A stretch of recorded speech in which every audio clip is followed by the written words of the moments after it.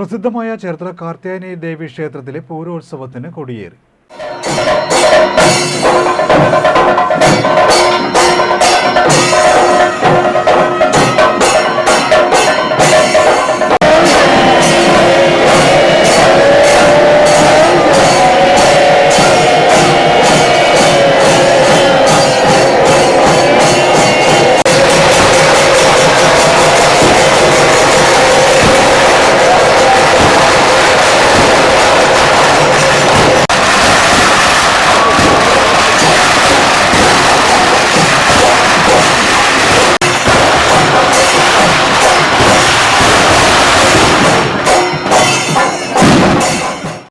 ചേർത്തല കാർത്യായനി ദേവി ക്ഷേത്രത്തിലെ പ്രസിദ്ധമായ പൂരോത്സവത്തിന് കൊടിയേറി.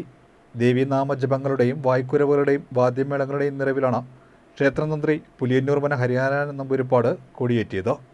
കൊടിയേറ്റ് ദർശിക്കാൻ വൻ ഭക്തജന തിരക്കാണ് അനുഭവപ്പെട്ടത്. കൊടിയേറ്റ് കഴിഞ്ഞ ഉടൻ ദേവി ആറാട്ടിനായി കാളികുളത്തിലേക്ക് എഴുന്നള്ളി. കൊടിയേറ്റ് ദിനത്തിൽ തന്നെ ആറാട്ടം തുടങ്ങുന്നത് ഇവിടുത്തെ പ്രത്യേകതയാണ്. കൊടിയേറ്റ് സദ്യയിൽ ആയിരങ്ങളാണ് പങ്കെടുത്തത്.